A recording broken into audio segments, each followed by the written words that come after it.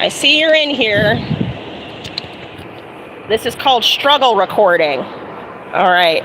So we're going to put you guys maybe right here so you can see the interview. And per usual, if you have any questions for Naomi after we're done or while we're talking, let us know. Let Naomi know. Allison says hi. And will you say hi, Allison, again? Hi, Allison. Can you hear Naomi, Allison? Or should I move this phone closer? There we go. I'll wait for you, and then we'll start the camera. Allison told me she's going to be driving, so she might not. Oh, yes, that was good. Perfect. Awesome. All right. We've got my bootleg setup as usual. If you guys are wondering what the setup looks like. Flip it around. Yes. If you guys are wondering what the setup looks like when I'm filming, it is very rudimentary. Let me see. This is it. This is a camera. This is a phone. And a tripod given to me by my friend Frody, who saw a year ago that I was doing a thing and wanted to encourage me. Awesome. Yeah. Okay, so we're gonna do mic check 1 2 1 2. Okay. Mic check 1 2 1 2. 1 2 1 2. Okay, and hopefully everything, we should be able to hear you crystal clear. Check 1 2 1 2 1 2 1 2. Sounds good. 1 2 1 2 1 2 1 2.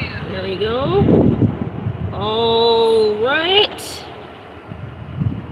And got that. And I'm gonna make sure. Let's see, I'm gonna maybe go like right here. All right. And then I'll end up kind of right here. All right. You guys ready? Here we go. Howdy do. I am 3+Kei. I am here to encourage you to pursue the smile by prioritizing the Lord, your physical health, and persistent education. We are back again today with another episode of Entering the Chat. What do you think about Jesus? And I'm here with my friend Naomi. You want to introduce yourself? Hi, I'm Naomi. I'm just here in Missoula with my friend Lakeitha. Yeah. Excited to, and a little bit nervous to talk about my thoughts. Yeah. I don't know. And so we met maybe a year and a half ago. Somewhere around that. Through the course of work at an organization that accepts all religions, and the idea was all religions would work together to increase the common good of our town in Montana. And so I thought that was a pretty interesting experience just as a Christian, to see who participated in our community from a religious standpoint, Yeah. and who chose not to.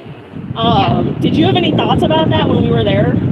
It was definitely interesting. I mean, having grown up in this town, Yeah. and in the church, which I'm sure we'll talk about Yeah. here in a minute, I knew a lot of people. And I was excited about, when I first heard about this organization Yeah. and what it does. It's there to be the safety nets for people when the bottom drops out of their lives, Mhm. and they don't have anyone else. They don't have a safety net. Right.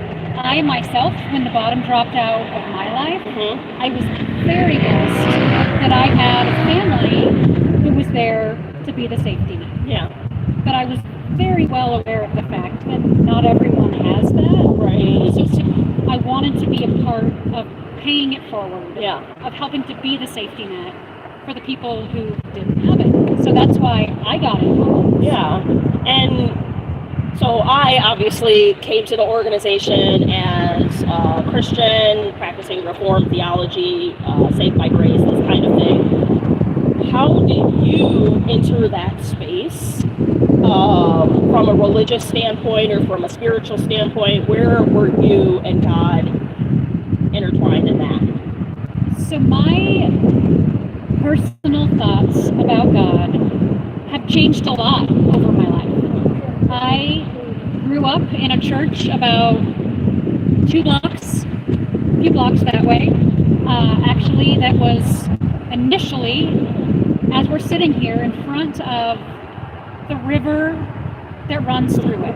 This is the Clark Fork River. Anyone who's seen the movie A River Runs Through It. Oh, this is it? This is the river that runs through it. Okay. It was written by a man named John McLean, and his son, it was written by Norman McLean, and his father, John McLean, was the pastor of the First Presbyterian Church. Okay, yeah. And so this is my town. This is the town of my soul. This is where I grew up. Yeah. This is where all of the good things and, well, some of the bad things have happened. But this is why I wanted to be here. Because these waters, in the book, Norman McLean talks about in all of the stories, all of his childhood, all of his adulthood, in all of the stories, a river runs through it. And so these waters and the lake a little bit north of us are my sacred waters. They are, and I think about it, like, it all comes down to the river that runs through it. And that's why I wanted to be here. This is essential to Missoula. Yeah. And Missoula is essential to everything important that has happened to me. So, quick question. Yes. Does a river run, like a river runs through it, as in a river runs through everything? Is there a metaphor to that? Does that mean something more than Missoula itself, the river's like the literal sense of a Missoula? I think it is. I mean, this river has, I learned a lot. I learned something. It has flooded. It has taken out whole swaths of this area. It changes throughout the season. Yeah. It gets dry and it freezes in the winter, and then in the spring when there's the melt from the mountains, it comes down and it's coursing through this town.